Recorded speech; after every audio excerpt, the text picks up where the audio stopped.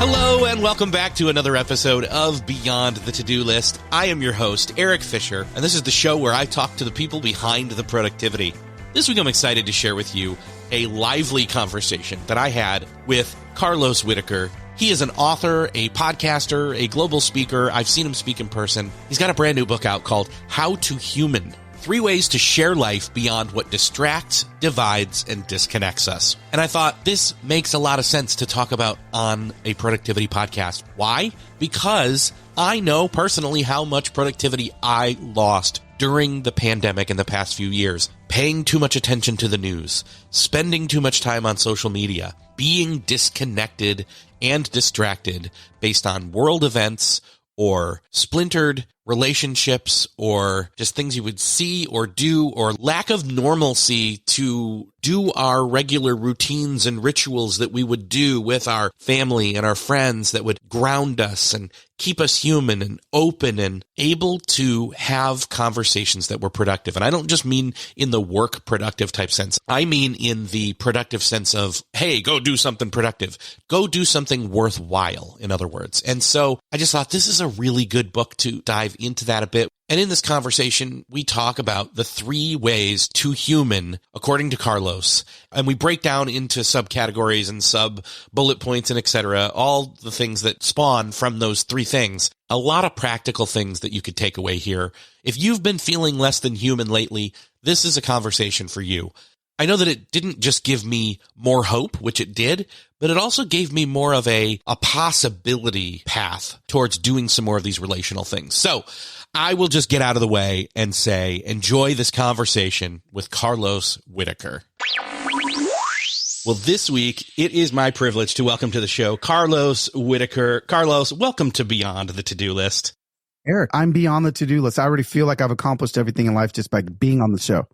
I gotta say, we've rescheduled this a little bit. This is a little behind the scenes here. I don't think I've ever recorded a podcast after 5 o'clock my time on a Friday afternoon. But for you, I'm making it happen. And it kind of fits the vibe, doesn't it? It's like, no, work's done. Now we're just chilling, right?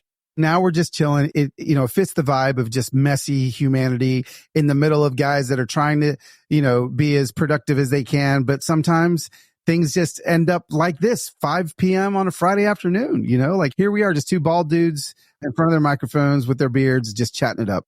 Gray in the beards, by the way. I'm going to throw that in there too. Gray in the beards. Absolutely. Yes. Mine's getting month by month. With big microphones and big headphones. And I just feel very simpatico right now. So, oh man, I couldn't help but think that this was going to be a really fun conversation to have with you because you got this brand new book out called How to Human.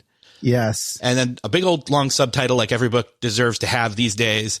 I'm just going to go ahead and say it. 3 ways to share life beyond what distracts, divides, and disconnects us. And it's not a business book like is normally showing up on here, these shows, these conversations, but that subtitle, actually the proper title and the subtitle all just roped me in and just thought, you know what? This is a book for this time and we've got to have this conversation. So, dude, that's awesome. Thanks, man. Well, speaking of the subtitle, I laugh because I remember when my editor sent me I don't write that subtitle. He did. And he's like, hey, so I think this is it. 3 ways to share life beyond what distracts, divides, and disconnects us. And I was like, man, that sounds like a bumper sticker. Like this is going to take work. Hopefully people, and it's been funny because people are like, man, Carlos, I read your book and I thought it was going to be 3 ways to share life beyond what distracts, divides, and disconnects us. And I guess it was, but that's hard. I was like, yeah, actually it is. It's not going to be easy, and so I do, although I appreciate the subtitle, it definitely takes some digging to get there. Right.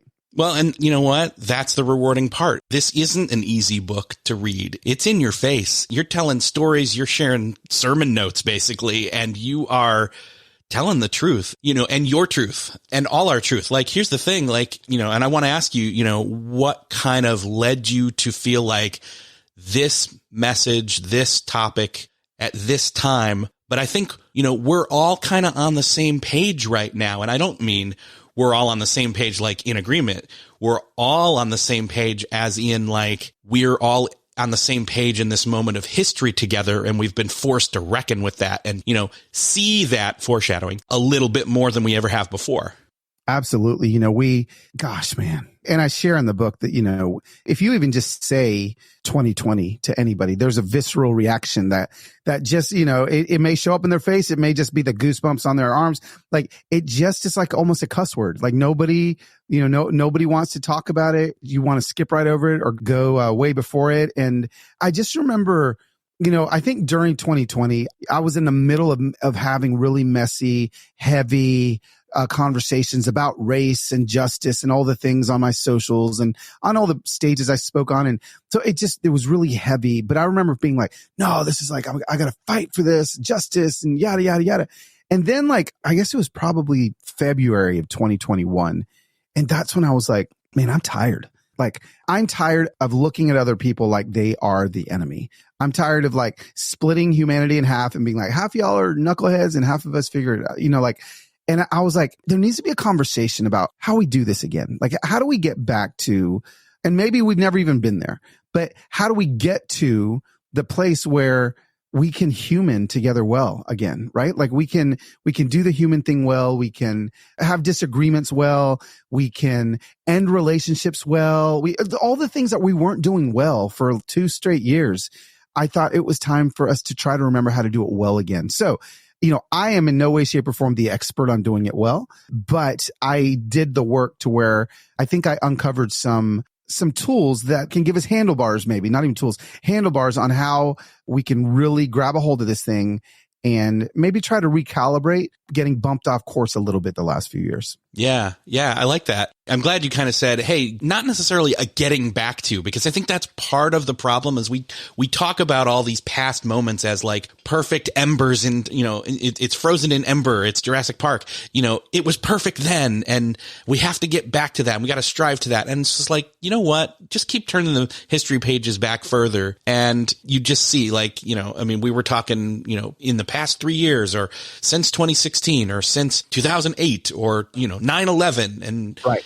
Pick a date. We've all been divided and yet at the same time, not as divided as we think we are. We can buy into narratives and, things we see, hear, believe, etc., and insulate ourselves with like-minded people and not see others. And we'll get to that. But yeah, living by algorithms, in other words, in a way. And we are like we've all it is now is we just have access to more information. I mean, that's literally the only difference, literally, where we just know more about each other than we ever maybe were even supposed to know. So, even to simplify some of that, I think can bring some balm to our soul. Man, I'm glad you said that. It's not even just that we have more information and that we know more about each other. I think it's that we know more less important things about each other, right? We're not truly knowing somebody through a screen or through a touch screen or whatever. It can help. It gives us glimpses. They're snapshots, but that's not having a real conversation. No, it's not. And it's actually not even having a conversation. I try to tell people all the time, I don't care if you go back 20 times in a comment section with somebody else. It's actually not a true conversation. Like a conversation, there has to be breath and you have to be able to feel the wind in the other person's, coming out of their mouth in order for it to be a true conversation. It's not. So yeah, I think we fool ourselves into believing that, these 6 inches of LCD that we hold in our hands every day is truly being human. And it's just not. Yeah. I think that, some people are thinking, okay, so what does this have to do with a practical application of the word productivity or some kind of, again, I use that title for the show to have these long arms to reach out and grab all these different topics and things and how they apply. And for me, I'll just be honest. I'll bare my soul for a second here. Give me 30 seconds in a soapbox or a podcast mic. And I'll just say during the past 3 years, the pandemic really kind of put our lives under a microscope and zoomed in. And we realized that it wasn't all about how much time we were spending on work or how much time that we were spending online and prioritizing and checking our emails and, structuring our schedules the right way, that we were missing, especially when we had to lock down and to varying degrees do different things in a way we'd never thought of and think about things we never had to think of. Yeah. Isolation, loneliness, lack of connection, disconnection from family, whether that was from physical space or on the flip side of that, trapped with our family because we had to be, how to not just deal with it, but like seek out found family and real community, not just local, but like true living, breathing interaction, not just with like shared interests, but just taking care of each other. And that connection is a necessity, no matter whether you're an introvert or an extrovert or shy or outgoing or whatever, add all the other different viewpoints into the mix. Yeah. That was something that we all truly were, that we were human and we needed connection. And so as I'm going through it, I'm like, oh my gosh, it's kind of a, not whiplash, but like a, I don't know, just a flashback. It's like a lost flashback to time on the island. And it's like, we're stuck. We have to go back. Well, and we do. We have to, as hard as it is to go back and to remember some of that stuff. I mean, I get that from so many people that have read the book. It's like, man, Carlos, like it was really uncomfortable. I don't think I want to remember some of that stuff. I don't think, like, let's just look ahead. But I feel like in order to heal ahead, we've got to look backwards. We've got to look back at the collective trauma that we went through. And, and again, like the book isn't just all about 2020. I go back to different spaces, but I do believe that, just like you said, there was something in what we went through together that really shook the core of our humanity, shook the core of, we're all pandemic rookies. Everyone's acting like they knew what they were doing. Nobody knew what they were doing. We were all trying to figure it out. And I mean, that's the first time ever in any of our lives that we had to, like, as a planet, figure out something together like that. And so I think there were some beautiful things that came out of it. I mean, I say all the time that, like, my family, I know this wasn't the case, and we're blessed that none of us got extremely ill during the pandemic. But, I remember those 6-7 weeks of lockdown is like, for us, I live in Tennessee, right? So like Tennessee, they didn't even think COVID happened here, right? So here we were locked down, but we're like taking walks together as a family, and we're like playing board games every night. And my teenagers, who normally I probably wouldn't have even seen their senior year of high school, suddenly we had all this accelerated family time that, there was some beautiful things in humanity that was able to come out of it. But I do think that we do need to be recalibrated and maybe just realigned back to maybe this is a great time to purposely figure out how we do this again, right before 2 years before another election. Let's get ourselves ready. Let's get our tool belts ready. And when it gets time for your Aunt Nancy that posts that thing on Facebook that drives you freaking crazy, maybe you can have some tools in the belt that doesn't destroy your relationship. Man, how did you know I have an Aunt Nancy? There you go. We all do. Oh, man. So in the book, you talk about, and it's kind of alluded to in the subtitle, life beyond what distracts, divides, and disconnects us. And there's kind of a correlating almost word for each of those things in the book. It's the three things, and it's be, see, and free. They alliterate, but they're not like all this. They don't all start with the same letter, which is great. I love that you kind of broke that up, went different from other people. Let's talk a little bit about be, because I know that, some people are going to be shook by the title saying, how to human, and think, wait, you should have said how to be human. Right. But, right. No, the human, we're using human as the verb here. And so how do we be truly who we were created to be, right? Like I do believe, I'm a man of faith. A lot of people that follow me aren't, but they know that is part of who I am. So that is part of who I am being when I am being who I'm supposed to be. And, I really try to get people to realize that there's parts of us that we're ashamed of. There's parts of us, of our story that we're ashamed of, that maybe we've tried to hide for a long time. I go into the depths of my story, not all my stories, but some of them that I tried to hide from my friends and my family for far too long. And once I invited those parts of me back into my life and back into my story, and I was able to be like 100% who I am as opposed to just 80% of who I am, gosh, like that is the most important, I believe, foundational piece of how to human is you've got to be fully you first before, because it goes into be humans, see humans, and free humans. Before we can see anybody else, before we can free anybody else, we've got to figure it out on our own. And listen, for me, that's taken a lot of therapy. That's taken a lot of inner healing. That's taken a lot of me looking at parts of myself and my story I've not wanted to look at. But this first section of the book really is about that reconnection with who maybe a lot of us, I think of the people that listen to your podcast, if they're productivity nerds, if they're entrepreneurs, if they're people that are like, I'm one of those people, right? And so like, I know that my identity can suddenly get wrapped up in a lot of other things besides what it really needs to be in. So it's like, oh no, people are going to see me as the author with 4 books and, all the things that kind of got me there. It's like, actually, no, like what if all that stuff went away? Who am I going to be?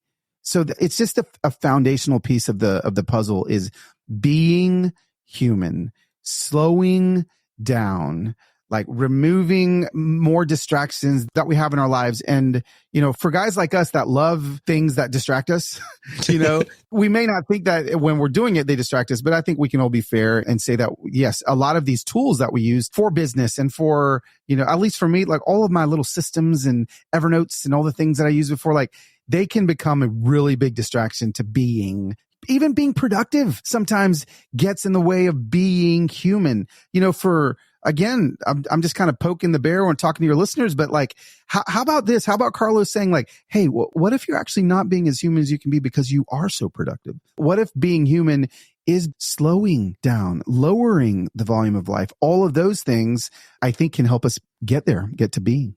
Slowing down is productive. It is. Yes. We've believed that myth, right? Yeah. One of the things that, I don't want to keep going back to pandemic time, but one of the things that I think really brought to a higher level of awareness out of the depths of our subconscious was this concept of being, because we're so wrapped up in doing instead of being.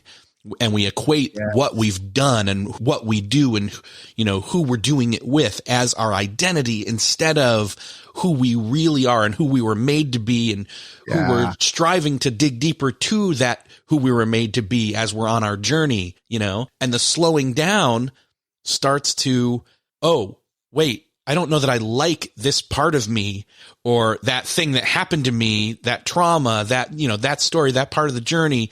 And I don't really want to think about that anymore. Can I scroll past that real quick on my phone? Right. Absolutely. I went to this 7-day experiential therapy kind of treatment center in 2010 called Onsite. And we're all in groups of 12. It was 7 days. So every day we'd have like experiential kind of role playing therapy in our groups, right? We're all trying to work past issues in our lives. But one of the first things that they told us day one, so there was like 60 people in the week long thing. You're allowed to say your first name, but you're not allowed to say what you do. And I was like, oh, that's kind of interesting. Like, so for 7 days, I'm in this room with Pam, Jack, John, and I know the depths of their secrets and stories. And like, we are like doing work on our inner child, but I didn't know what they did. And the reason why is because they said very specifically, just like you said, we don't want you to be a human doing. We want you to be a human being. And so many times when someone's like, hey, like, who are you? We say what we do. And it was just beautiful to get to know people like deeper than probably any of their closest friends do and not know a thing. So at the end of the week, we actually went around in a circle and we guessed what everybody else did. And so like, I thought like this lady, Connie, I thought she was like I'm not kidding you. I thought she was a New York socialite, like her story. And like, I was like, you are just filthy rich. You live in a penthouse. You're in New York. And she's like a librarian in like New Brunswick, Ohio. I just was like, oh my gosh. But isn't that so beautiful? Like we got to know who they were, like be human. We got to see them for that. And, anyway, I remembered that when you mentioned the doing versus the being thing. That's so awesome. Yeah. So ultimately the point I'm making here is that it's just, we've habitualized ourselves into overstimulation, whether that's, constant TV watching or screen scrolling or, and even during the day, we're looking at screens because we're like, well, I have to, it's my job. We justify it. I know you've done the math on this with the phone time. Like, what is it again? Like on an average of a week, it's like what? So I'm 7 to 8 hours a day on my phone because I say it's my job because I'm an Instagrammer, right? So I got to be making videos. And so that's 49 hours a week. That's 3 months a year. And if I live to be 79 years old, which hopefully I'll live longer than that, I will spend 9 years of my life staring at my phone. The average American spends 5.5 hours a day. So you're only going to spend 7 years of your life instead of 9. Okay, great job. Round of applause. I don't want to think of it in terms of years at the end of my life ever, but apparently it's going to happen, and that's not okay. That's not okay now. So on my deathbed, it's like, I wish I'd spent more time on anyway. On TikTok. Yeah. So here's the thing, talking about B, what are some of the ways, I mean, obviously self-discovery, self-acceptance, there are different ways to go about it. You know, we've had Ian Cron talk about the Enneagram on the show before, but self-awareness is great, but like, what are ways that we can be? You've broken those down into different chapters. Yeah. Like in there, I talk about being compassion, right? So like, that's a piece that is, it is difficult for a certain type of individual to feel like they've got, a lot of compassion. But I feel like it's so important for us to do that, to literally like to be compassion. I think I actually have my book in front of me so I can remember my chapters, but I've got be love, be compassion, be you, be wonder. We've lost so much wonder in the day and age that we're at. And like, there's so much humanity in wonder, right? So, I mean, again, I don't know how old you are, but so I'm 49 years old and I just rewind back to my childhood in the 80s. And I think like, man, the wonder that I had is completely gone. Like I would wonder about, okay, so like Michael Jackson, like I just wondered, I don't know, like if someone were to say like, I don't know, where's Michael Jackson live? Nobody knew because we couldn't Google it, right? We just wondered, we've forgotten how to wonder. You think of, I don't know if I talk about it in this book or in my last book, but I just talk about like how we don't get lost anymore as humans. There used to be a day where I think that was actually part of the human condition to get lost and to find our way. Well, now we've got freaking Siri just telling us where to turn left, where to turn right. So another thing that I do on a weekly basis to be human, I don't put directions in. I look at a map on my phone before I go somewhere, and then I just try to remember and I get there. And it is so fun. And I'm like, oh my gosh, this is what it feels like to get lost. Wait, do I go north here? Do I go south? And then like that is part of being human. And we've lost touch with those things. Remember MapQuest? We used to have to like print out directions like on a printer before we went somewhere. And then we're looking at the MapQuest as we're going. Those are the pieces of being human that I think we have to like intentionally go back to. I mean, again, more handlebars, real simple. I've charged my phone in the living room now. And next to my bed, I bought this thing called an alarm clock. It's the craziest thing. You can order it on Amazon. All it does is plug into my wall and make a really annoying sound in the morning to wake me up. And it tells me the time. I don't like stare at it for 2 hours before I go to bed like I did my phone, right? So like, what are little things you can do to get back to being human again? Oh, there are so many different ways to jump into this being part of it in the book, but I definitely want to make sure we spend some time on the next one, which is see and seeing. I think there's a little bit of internal seeing in the B section for sure, but I think C is very much like an outward, like, okay, where am I and who am I with and what am I seeing? And I think that, this is one that really came to play. Again, back to the pandemic. This is one of those things where it's like, again, we were seeing through screens. We were seeing, unless we were immediately with people, we were seeing through lenses, basically.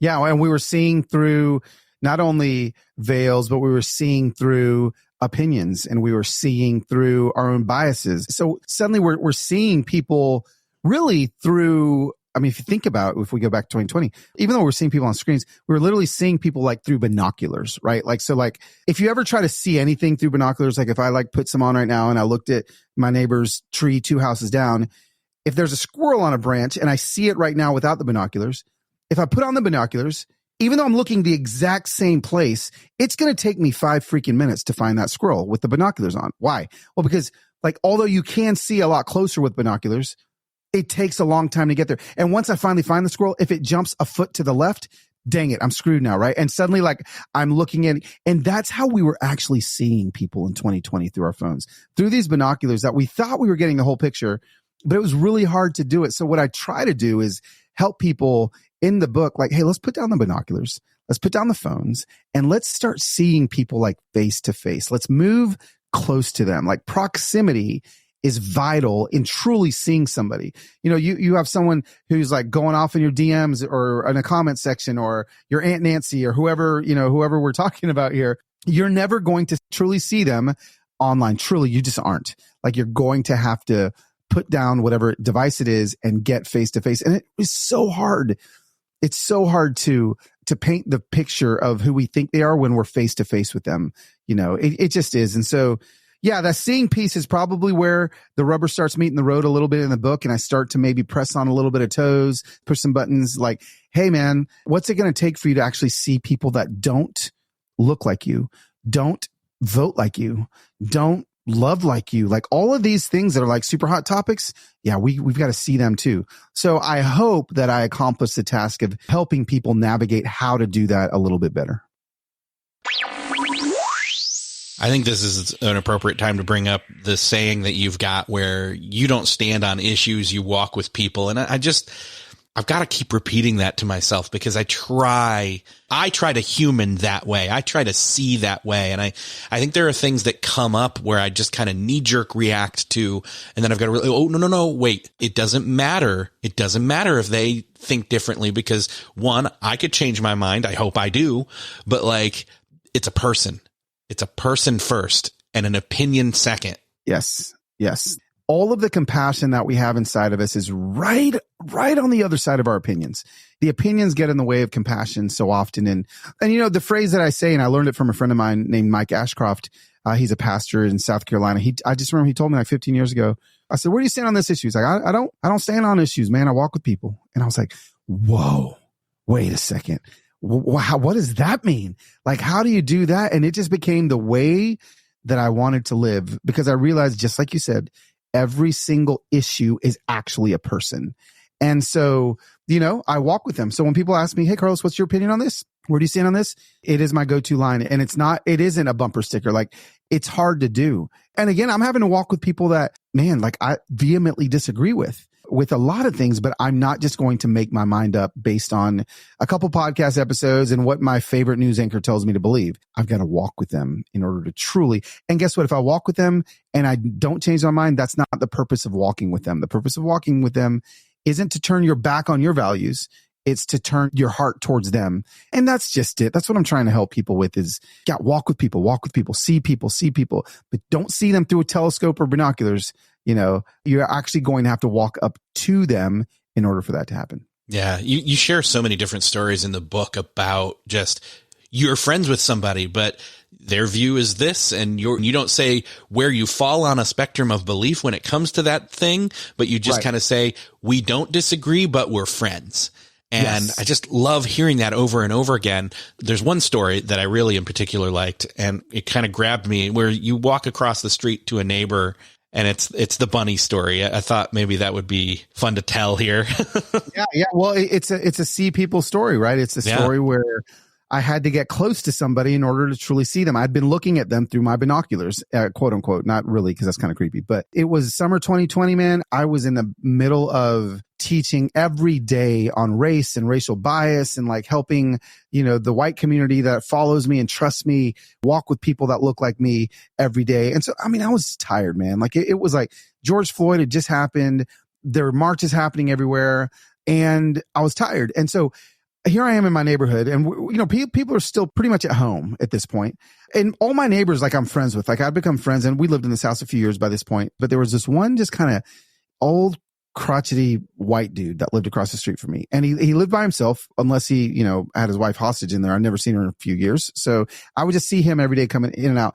And I tried my hardest to like be friends with this guy. Like I'd like smile. Now, again, not be friends, but just acknowledge him. I'd smile at him, wave at him when we get our mail together. Literally, we're standing like 12 feet apart from each other. I'd wave and say hi. He'd never wave back. He'd never look at me. And I just thought, oh, my reality of living in the South as a black man and this old white dude that had his big American flag on his front door, I had a bias built up against him because of the real stories that had happened to me. Now, the reason why is because out of the, I don't know how many times, 12 times or so that I'd been called the N-word here in the Nashville vicinity over the last decade, every single time the dude that had called me that had looked just like my neighbor. Like they were old, they were white, and they had an American flag on their torso or their bumper, their truck or something. So although I like old dudes, I like white dudes, I like American flags, the three of them mixed together triggered me, right? So here I was, I built a story over years that this is just a racist dude that doesn't like me. And so here we are, summer 2020. I haven't talked to this guy ever. He walks out of his front door and he's got a can of paint. And I was like, it was kind of weird. Why is he walking into his yard with paint? And right in the middle of the yard, he had these two porcelain bunnies, you know, like the kind of like little statues. Kind of like gnomes. Other people have gnomes and things. Yeah. And your grandma has in her backyard, right? Like those kind of things. So he kneels down in front of the two bunnies and he takes his paintbrush out and he kneels down and starts painting one of them. And I was like, oh, it's kind of weird. And he's painting it black. And I was like, okay, so it must be like old man paint your bunny black day. Like, I don't know what's happening. It was just weird, whatever.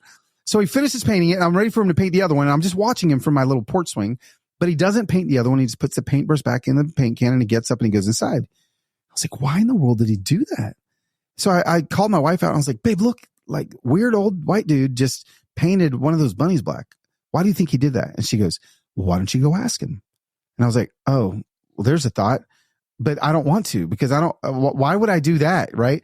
And I was like, wait a second. Here's the whole see human piece. Here's the whole put off your binoculars and walk across face to face with someone. So the next day I see him out. I can't remember what he's doing, but I was like, okay, I'm going to do it. So I started I hit roll on my phone, like camera, and started recording, because 2020, I'm recording any interactions with white dudes. And so I'm recording it. I walk across the street and I'm like, hey man, my name's Carlos. I live across the street, as if he didn't know. We say stupid things when we're nervous, but I was like, I live across the street. And he stops and he smiles as big as ever. And he's like, well, hi there. My name's James. I've only lived here since 1960, whatever.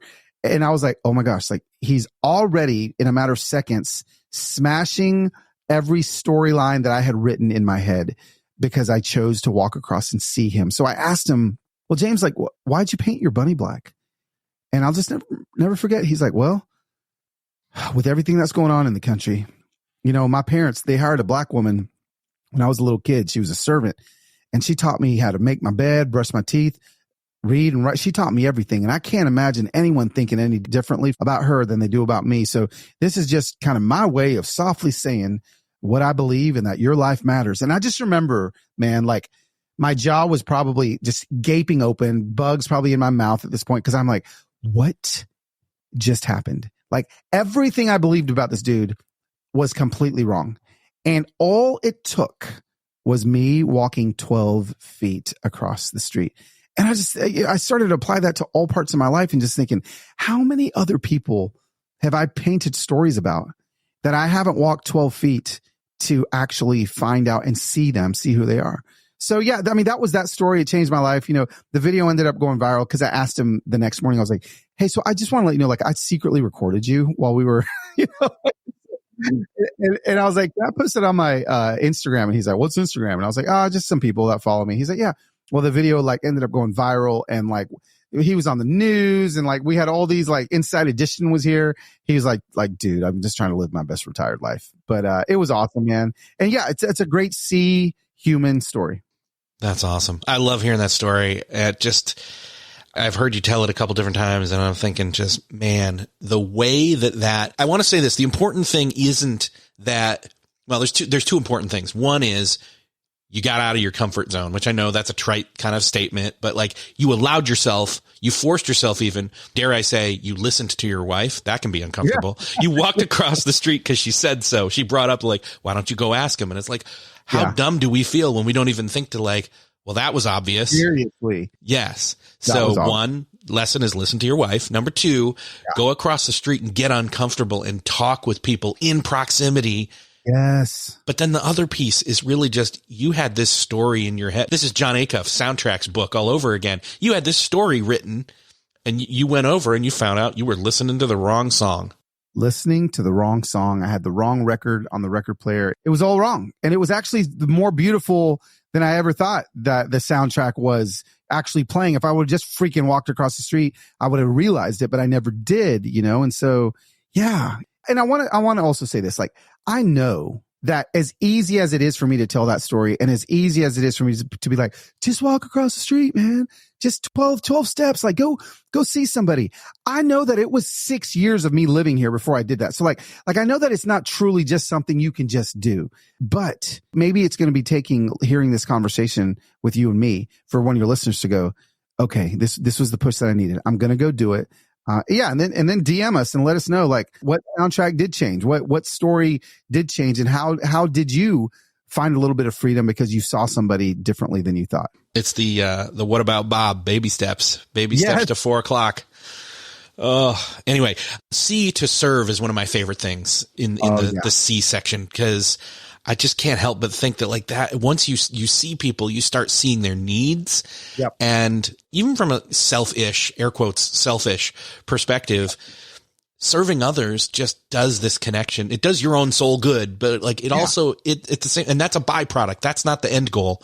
The end goal is just to like, look, there's connection. There's room to give, and it doesn't take you giving a lot for it to make a huge impact on somebody else. It doesn't take you giving a lot. It doesn't take you serving a lot. You know, it doesn't take a lot of time. Like, and yes, you know, when you see somebody else, we think, okay, because I try to do this all the time. Like, I'm like, okay, I want to see them so they feel seen, right? Obviously, that's the point. But when we do truly see somebody, like I did James, right? My neighbor across the street, like we're actually the ones that I feel like get the benefit out of it. So like when we do serve somebody else, there's like PhD studies that have been done about people that volunteer their time and that serve other people that show they're truly happier people than people that don't. And so like we actually get benefit from seeing people. Like we get some of that benefit.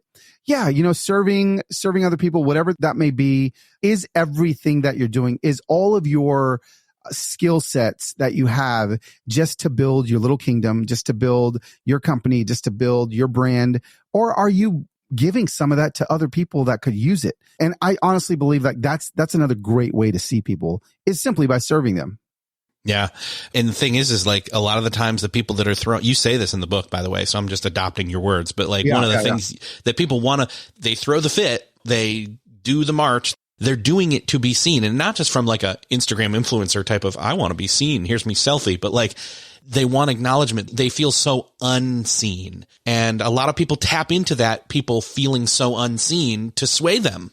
Yeah. Yeah. No, I mean, it is true. And, you know, I think it is the greatest need for a human, is to be seen. And so, you know, you look at any violence that has happened over the last, 2 or 3 years, and all of it started from somebody wanting to be seen, somebody wanting to be heard, and so just know that's how important it is. People riot, people storm buildings, people do all of these things because they don't feel seen.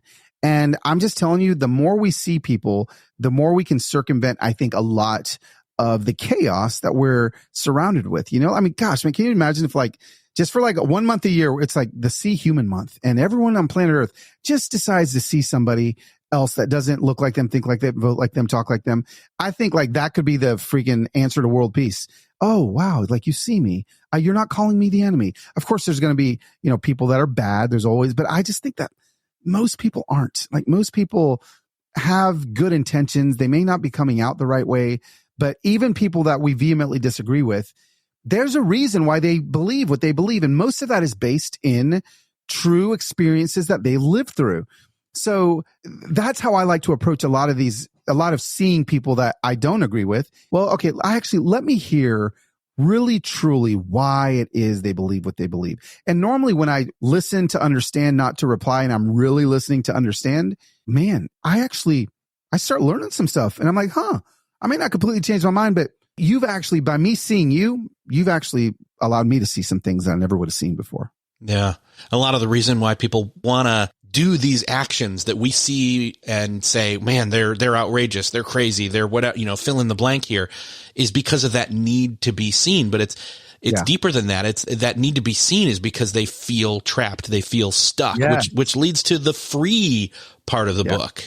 Yeah. Yeah. We'll see people, be human, see humans, free humans. So if we truly want to, that for our seeing to do the work and to actually see it move the needle, we have to risk a little bit. We have to get even more uncomfortable. And, I mean, I love where you just ended the last C section, is people do these things.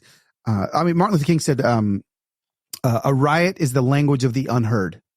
And again, that's why people do what they do, is because they don't feel seen, they don't feel heard, so they go. So now this next step is freeing people. Well, I mean, what good is it just to see somebody if you don't give them ample opportunity to find freedom? And that's going to look a million different ways to a million different people. But when we take, I like to say, our conviction, which is seeing people because we're convicted, and move it from conviction to action. Action following conviction frees people.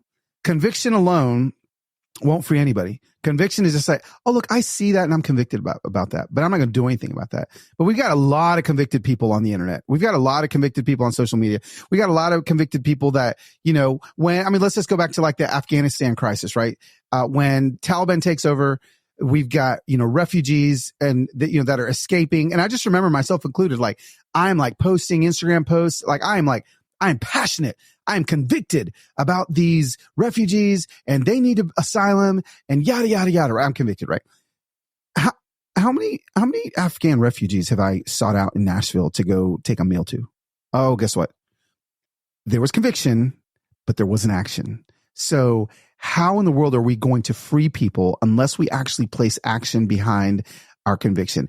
And listen, I'm not just talking about that. All of us are very convicted. We live in a very conviction-filled society.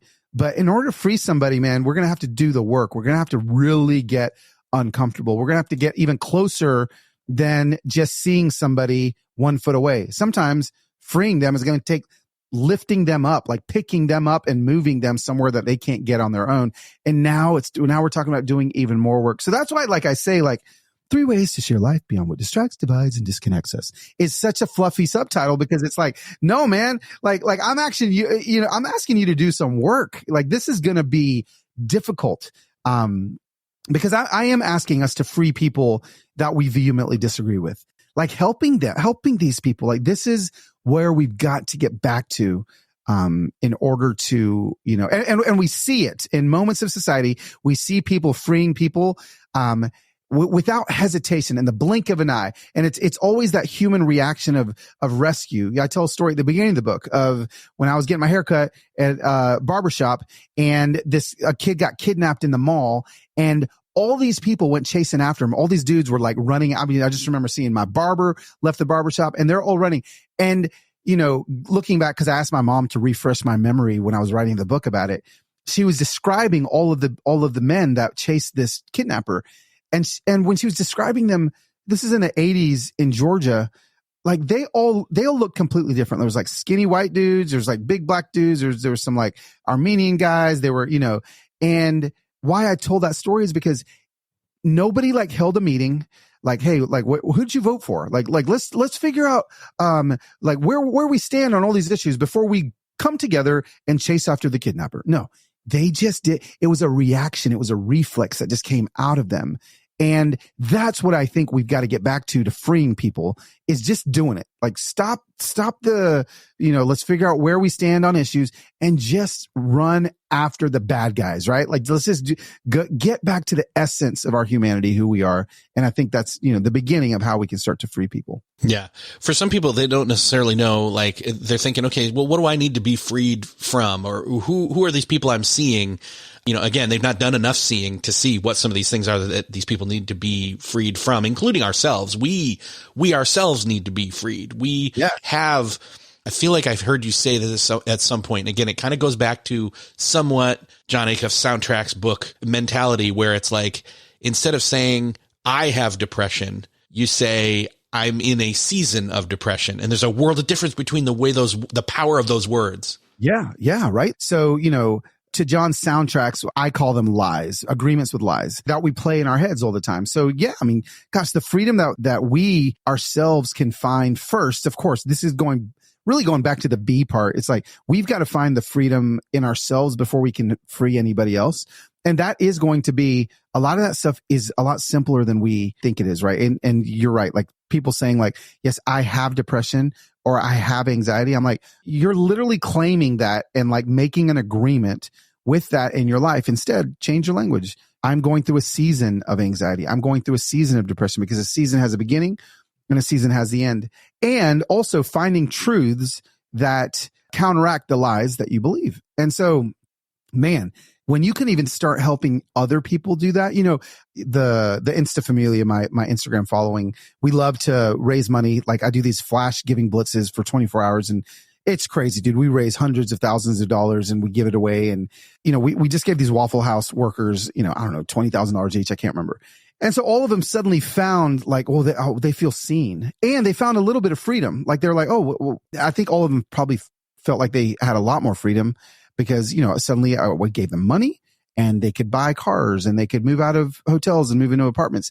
But here's the thing. In order for them to be truly free, it's actually going to take more work from me than just giving them money. Like now I've got to step into a relationship. Now I've got to be uncomfortable. Now I've got to be like, hey, we'll call her Alice. Hey, Alice, actually how about we save some money and we find a counselor and we work on some of these lies that you've been believing for a long time. The freeing piece is going to take more work than just the quick hits. Right. And so that's what you're talking about. It's like, we've got to find that freedom in ourselves, and then we're not going to be able to see anything but, oh my gosh, they're bound. How can we help all these people find freedom? You got to see them first, but then you can free them. Yeah. What are some of the other things that we need to be freed from or others need to be free from? And what are some of those, again, I'm not trying to be all pat answers about it, but it helps us to just kind of I'm trying to get at that, you didn't want to walk across the street. You were like, what's he painting that for? And then your wife says, pulls the light string and it's, well, why don't you ask him? There are some obvious things like that in terms of freedom that we are so used to, again, habitualizing ourselves to be blind about. Yes. Yeah. I mean, gosh, holy cow. Let's not even go outside the scope of our own four walls that we live in. Right. We can be thinking but neighbors across the street. How about the very people that you live with, your family members, whether it be your kids, or your spouse, or your parents, whatever it may be, how about pulling the blinders up on those relationships? Just starting there, even I'm just feeling convicted myself. I'm like, man, I think I've built up some bias against my 16-year-old boy because he drives me so freaking crazy. So it's actually I'm not seeing him truly fully. I'm just seeing him through a little piece, right? It's almost like I've heard this a few weeks ago and it kind of makes sense to me. Say you're looking into a room outside of a house and you're only looking through one window. You can see everything. You can see everything in that room from that window, right? You've got your point of view, but there's another window looking into the same room, but you never look through that window. But one day you decide, I'm going to walk around the house, and you look in, and now you actually, oh my gosh, there's a clock on that wall. I couldn't see that clock. Oh my gosh, I didn't know that brick was there. Oh my gosh, I didn't know this was on the back of this sofa. And suddenly you're looking in the exact same room, but you're seeing everything completely different. And I think that we need to really do that in the relationships that we have. It's how can I look at this differently? How can I look at this, from a different point of view? Yeah, I think that's going to, give us some freedom and maybe give our family members some freedom. And then, yeah, we can work on, moving, to coworkers and to, other people that we work with in a professional level. But no, man, I think the hardest thing to do is going to be starting at square one with those people that you live with. Start there, and I think that's going to be super helpful. Yeah, man, there's so much more work to be done. And again, this is not an easy book it's an easy book to read. It's not an easy book to live with, I think is a better way to put it. Right. Oh yeah, man. Yeah. But it's worth it. It's worth it. It's rewarding. I mean, as I was going through it, I was telling my friend about it and I was just like, you're going to have to get this book. And he was like, okay. And so I guess I'm saying that to everybody that's listening right now too, right? I like that. But it's just out. Carlos, it's been awesome talking with you. I want to point people what are some of the best places? You're everywhere, but and you've even got your podcast, let's do the traditional, okay, this conversation is winding down. Let's tell everybody where to continue the conversation. Yes, absolutely. Where I'm doing most of my conversating is either my podcast called Human Hope or my Instagram, Loswhit, LOSWHIT. That's where I'm talking every single day on Instagram. I'm trying to have these hard conversations in grace-filled ways. I've got my email list I'm trying to grow. We're all trying to grow our email list. What if Instagram blows up one day, and that's called the Mas Familia list. If you go to just my website, you can sign up for that. And every week on that, I tell people every week I'm sending 5 things that I'm taking our good buddy John's thing there. He does 5 ideas to chat about. I'm just doing a couple links of things that I love. And so that's there too. And then Twitter, I'm there. I tell people Twitter and Instagram is when it comes to Carlos, it's like Dr. Jekyll and Mr. Hyde. I've got Instagram, if you want to feel light and fluffy and you want me to love you. But at Twitter, if I get mad, I go over there. I get off Instagram and I go complain. So nice. Yeah.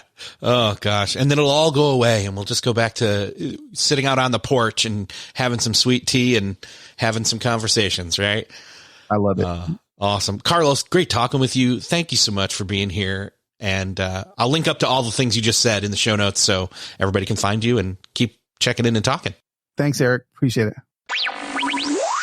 Well, that's another podcast crossed off your listening to-do list. I hope that you enjoyed this conversation with Carlos Whittaker as much as I did.